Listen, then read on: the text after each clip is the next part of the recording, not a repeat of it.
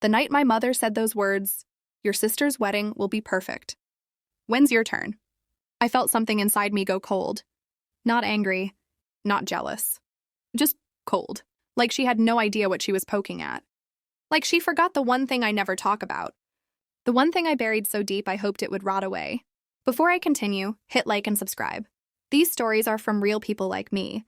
And trust me, mine only gets darker from here. My name is Riley, I'm 27, and for most of my life my mother has treated my younger sister Hannah like royalty. And me, I was the quiet one. The responsible one. The one who didn't make trouble. The one who held everything together so Hannah could shine. And I didn't mind it. For years it didn't hurt.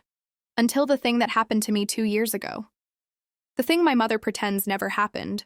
So when she asked, "When's your turn?" I almost laughed.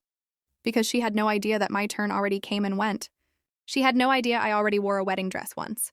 She had no idea it ended with police lights, a broken promise, and me driving away with my hands shaking so badly I could barely hold the wheel. But I didn't tell her that. I just swallowed it and smiled like always. The story really began 3 days before Hannah's wedding. I came home early from work to help with decorations. My mother was in full panic mode. Flowers everywhere, ribbons, boxes, and Hannah standing in the middle of the living room like she was auditioning for a princess commercial. She looked happy, and I was genuinely happy for her. I always was. She hugged me tightly. "Riley, thank God, Mom's been freaking out." My mother cut in without looking at me, because some of us don't understand deadlines. I had been on time. More than on time. But I ignored it. I started hanging lights on the porch when I heard the back door open. My father stepped out quietly, like he usually did. He wasn't the problem. He was the peacekeeper. He leaned on the railing. "She didn't mean it," he said. "Dad, she always means it." He sighed. "Your mother, she doesn't know how to handle things that hurt her." "What do you mean?" He looked away. "Your situation. She thinks ignoring it makes it disappear." I didn't reply. I just kept working. Because even hearing someone tiptoe around it made my stomach twist. Later that day, I went upstairs to my old room to grab some storage boxes. I passed Hannah's door and heard her whispering on the phone. I didn't want to eavesdrop, but then I heard my name. No, she still hasn't told anyone. Yes, I know. I just don't want it to ruin my wedding if she breaks down again. Breaks down again? I froze. Hannah never saw me fall apart. She never saw anything. I stepped back quietly and walked to my room, my head buzzing. If she thought I would ruin her big day, she didn't know me at all. That night, Hannah knocked on my door. "Hey, can we talk?" "Sure." She sat on my bed, looking nervous. "I want Mom to stop making comments. I know it bothers you." "I'm fine." "No, you're not," she said softly. "Riley, you don't have to pretend you're okay with what happened. You don't even talk about—" "Stop," I whispered. She did. And then she reached out and hugged me. "I love you, you know that? And I want you happy too." Her kindness hit me harder than Mom's cruelty. But later, when I tried to sleep, my mind went back. Back to the man I almost married. Back to the day he changed. Back to the night everything exploded. And then I heard the voice again. Not Hannah's, not my mother's, his voice. The way he said my name. The way he threatened to ruin my life when I tried to leave him. I shot up in bed, sweating. I hated how easily the memories came back. How easily they took over. How easily I could still feel that night in my throat like a stone. The next morning was the rehearsal dinner. My mother was in rare form. Swarming people, criticizing things nobody cared about. Bragging about Hannah. And then she said it again, loudly. My girls. One getting married and one who, well, we're still waiting on her turn. People laughed politely. I felt my face burn. Hannah shot Mom a glare, but Mom waved it off. "Don't be dramatic. Riley doesn't mind." But I did. I minded so much I could barely breathe. After the dinner, I stepped outside for air. And then I froze. Because standing across the parking lot was a man, tall, familiar, watching me. My stomach dropped. No, it couldn't be. I blinked hard. He was gone. Maybe my brain was playing tricks on me. Maybe I was exhausted. Maybe I was spiraling. I went back inside trying to look normal. That night, while everyone else slept, I sat in the kitchen with a cup of tea I didn't even drink. My hands wouldn't stop shaking. The face I thought I saw. It belonged to someone I prayed I would never see again. Christopher, my ex. The man I almost married. The man I ran from. The man who told me, "You can't leave me. I'll find you anywhere." But it couldn't actually be him. He didn't know where my parents lived now. He didn't know Hannah was getting married. He didn't know any part of my life anymore. Unless someone told him. Unless someone let something slip. Unless someone invited him. The next morning I asked Hannah casually, "Did you post the wedding stuff anywhere public?" "What? No, it's all private." She paused. "Why?" "No reason." She narrowed her eyes.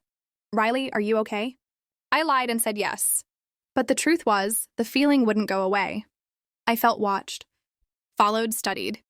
2 days before the wedding, Mom sent me on a last-minute errand to pick up the altered bridesmaid dresses. I pulled into the boutique, parked my car, and when I stepped inside, the clerk asked, "Are you the one whose fiancé called earlier to confirm pickup?" I froze. "What fiancé?" She looked confused. "The man who said he was coming with you. The tall one. Nice voice. Said he'll be here soon." My chest went ice cold. I grabbed the dresses and rushed outside. My eyes scanned the parking lot, searching for any sign of him. Nothing. All the way home, I kept checking the rearview mirror. My heart wouldn't slow down. My throat hurt from how hard I was swallowing. I tried to tell myself it wasn't him, that it was just my trauma messing with me, that I was overthinking. But deep down, I knew the truth. He found me. That night, I locked the bedroom door. My hands shook so badly, I dropped my phone twice. I kept imagining him outside the window. I kept hearing footsteps that weren't there. Around midnight, I heard Hannah scream downstairs. I ran out of my room. She was standing in the foyer, pale as a ghost, holding a thin box. "What is that?" I whispered. She handed it to me. It was on the porch, with your name on it. My hands trembled as I opened it. Inside was a single item. A wedding veil. My wedding veil. The one I left behind the night I escaped Christopher. There was a note underneath it. 3 words. "I found you." My vision blurred. I sat down hard on the floor. Hannah knelt beside me, panicked. "Riley, what is this?" "Who sent this?" I stared at the veil, my heart pounding so loud I could barely hear anything else. "He's here," I whispered. "He found me." Hannah grabbed my shoulders. "Who? Riley, tell me." I didn't get to answer, because at that exact moment, the doorbell rang. Slow, heavy, echoing through the house like a warning. My mother yelled from the kitchen, annoyed, "Riley, get the door!" I couldn't move. My whole body froze. The bell rang again. Longer this time.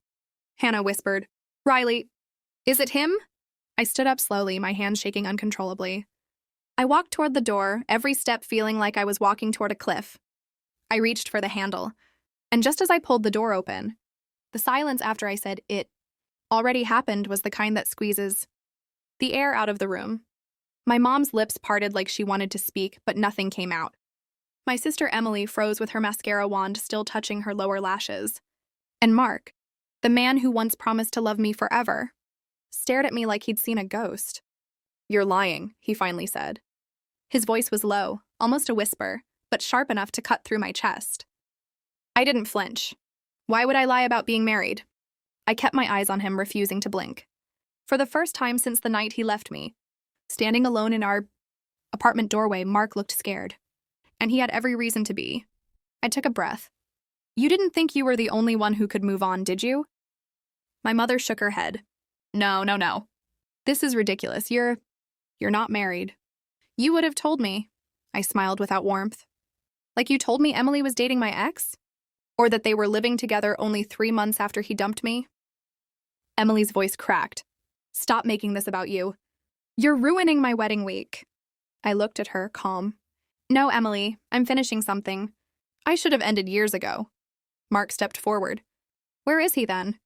"Your husband? Convenient how he's not here." "Oh, he's here," I said. "He's been here the whole time." My mom's eyes widened. "What are you talking about?" I held up my phone and tapped the screen. A door opened behind us. Everyone turned. And there he was. Dylan stepped into the hallway, wearing a navy suit, calm and unbothered, like he'd been waiting for this moment his whole life.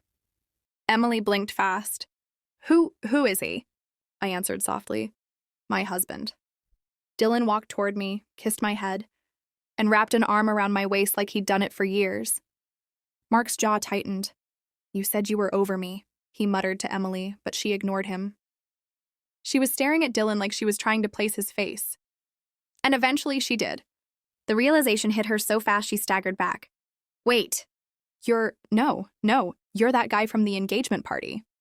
Dylan nodded. The driver? The one your sister asked for help that night.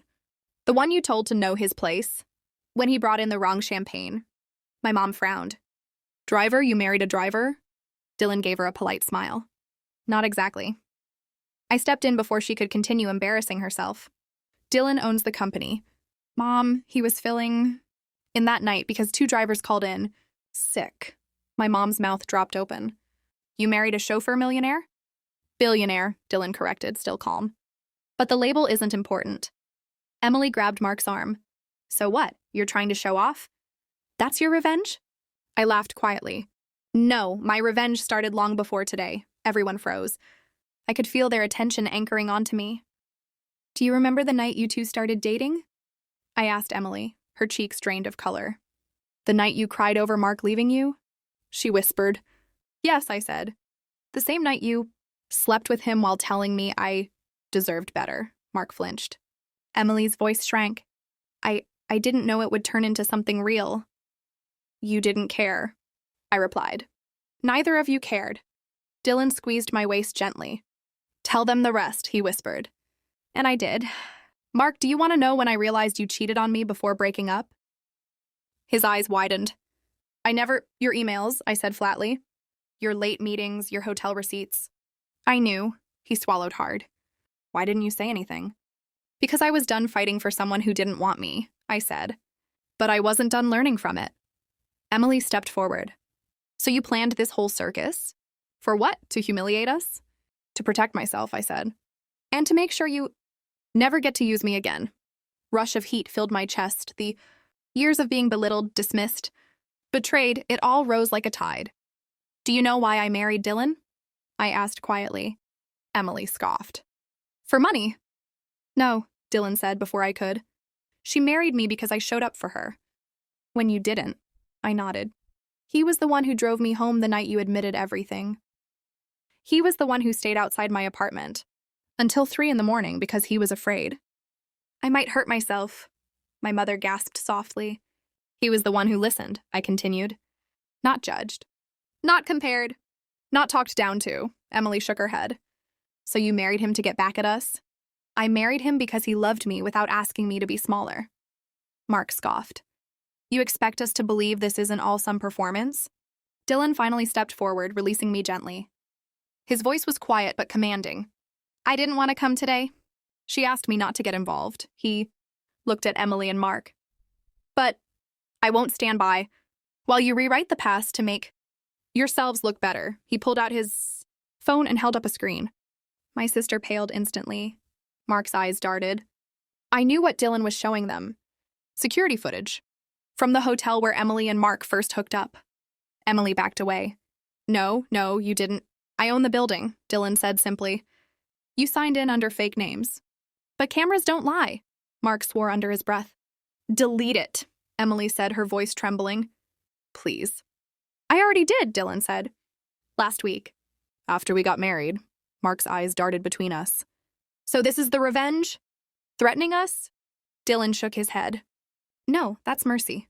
I stepped forward. My revenge is this. I don't owe you anything anymore. Emily stared at the floor, shaking. You're still coming to the wedding, my mom demanded suddenly. Family stays together. I looked at her, seeing her clearly for the first time in my life. Her desperation to keep appearances, her refusal to acknowledge pain she didn't feel. I'm not going, I said. And if you can't accept that, then I'm not staying in this family. My mother froze like I'd slapped her. Dylan slipped his fingers into mine. She doesn't have to stay where she's hurt, he said gently. Emily burst into tears, but it wasn't guilt, it was fear. Fear of losing her audience. Fear of her perfect wedding being overshadowed. Please, she whispered, don't ruin this for me. I looked at her with a softness I didn't expect to feel. I'm not ruining anything. I'm finally saving myself. Her shoulders sagged like she understood she had no control left. Mark muttered something under his breath and stormed out. My mother stared at me, wounded and angry, but she didn't chase me when I turned away. Dylan guided me outside the house. The air hit my lungs like freedom. You okay? He whispered. For the first time in years, I could answer honestly. Yeah, I breathed. I am. He smiled and kissed my forehead. Then let's go home. We walked to the car together, fingers intertwined. And as we drove away, I realized something true. Revenge didn't heal me. Leaving them behind did.